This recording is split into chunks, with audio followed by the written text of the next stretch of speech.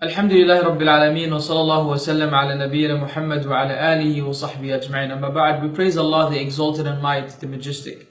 And we ask Him to exalt the mention, grant peace and send His blessings upon the final messenger and the seal of prophets, the Prophet Muhammad sallallahu alayhi wa sallam.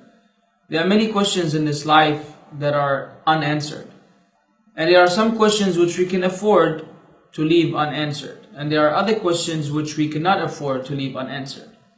There are certain things which we should know, and not knowing them creates a conflict in this worldly life, and it will create a bigger conflict in the life to come. Among the questions which we must have an answer for, every single human being, regardless of his background, ethnicity, race, nationality, or whatever other things that have divided human beings in this day and time and before, this is the one thing which each and every one of us must know. And that is the purpose of life. What is the purpose of life? Why are we here? Why am I here? Why are you watching this? Is it just for passing time? Is it for entertainment? Is it that we go through this life just to experience different feelings and emotions and so on and so forth, and then there's no accountability afterwards? It's impossible. It's impossible.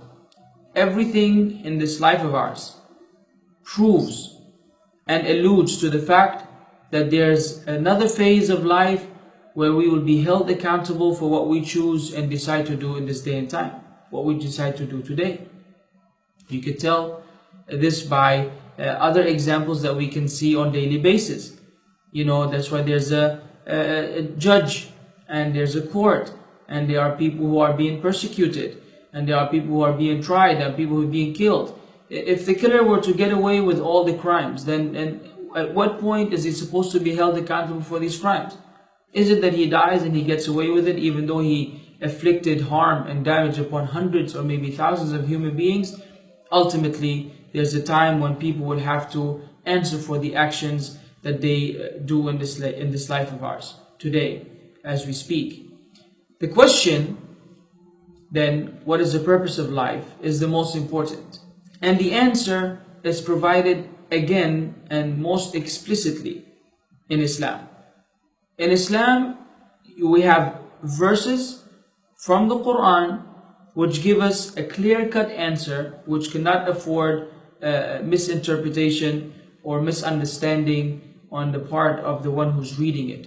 One of them, examples, is the statement of Allah Azza wa Jal, وَمَا خَلَقْتُ الْجِنَّ وَالْإِنسَ إِلَّا لِيَعْبُدُونَ. I have not created jinn, which is a form, is a creatures made of smokeless fire, and ins, which are humankind, except to establish worship of Allah. So the human beings and the jinn were created strictly and merely to worship Allah alone. One may think, why is that the case? Why do they have to worship Allah alone? It's not a matter of having as much as it is a matter of logic. That's what God deserves. The greatness of God, the majesty of God, the grace of God, the love of God, the blessings of God, which we experience on daily basis. And when I say God, I mean Allah subhanahu wa ta'ala, the creator. And that's His name in Arabic. When we see all the favors He has bestowed upon us, then this is the least we can do as means of adoring the one who gave us what we have. It's not a matter of being imposed as much as it is a matter of being dutiful and being faithful and being appreciative. Same way we deal with other people. When someone does you a favor, you find within yourself the need to pay them back, to do them a favor at another occasion, as means of to even things out. You know, this is how we deal with others. And so how is it that we receive every single thing we have from the Creator, and then we don't want to give anything back? And the amazing thing is, when you give people back, when someone does you a favor and you do them a favor in return, you're actually benefiting them as well. They're benefiting from that favor of yours, which is just a return favor. But in the case of the Creator, then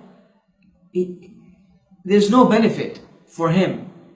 He doesn't need us. He doesn't need our worship. It does not increase His dominion. It does not increase His majesty and His authority. It remains the same. we are the ones who would actually gain from that. We will gain by going through the test which we were created for, so that we may succeed in the life to come, because it's all about the life to come. It's all about paradise, because there's paradise and there's hell. And we need to strive to do the things which will admit us to paradise and protect us from hell. So the purpose of creation then is worship. And worship is a very broad term which is applied by different human beings in different ways. Some of which are valid and acceptable, and others are invalid and unacceptable. So we would like to focus on what is intended by worship. What is intended by worship is singling out Allah in worship.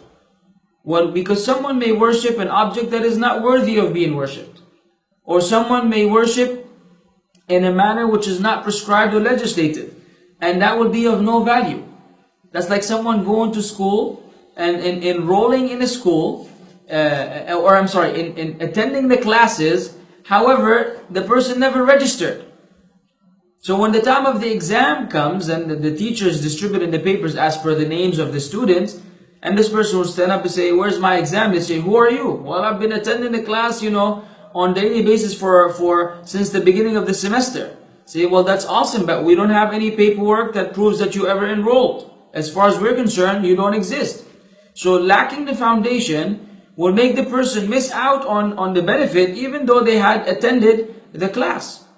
You understand what I'm saying? So in the same light, in the same manner, we have to understand, if the foundation is missing, if that worship is not for the one who's worthy of being worshipped, then that worship will be of no basis, of no value, of no benefit, because the foundation didn't exist. The sound, correct foundation did not exist. Therefore we say tawheed. You hear this term often, or you should hear it often, which really means the oneness and uniqueness of the Creator. We believe in the oneness and uniqueness of the Creator. It's important to understand both terms.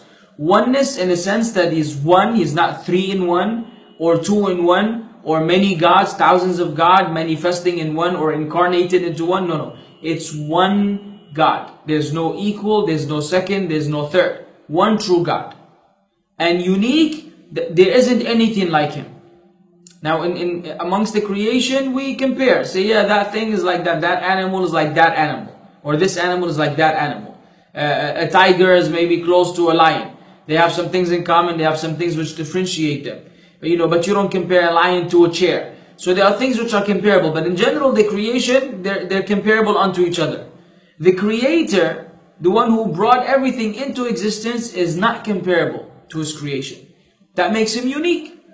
Because you can have one phone, and I can have one phone, and someone else can have another phone. So we can all say we have one phone, but if our phones are the same, identical, they're not unique. If I say I have a unique phone, meaning I have a phone which no one else has.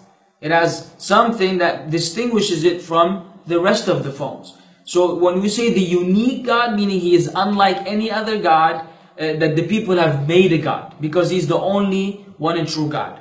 So then we say that our lives should be revolving around identifying and knowing and loving and worshipping this one and unique God.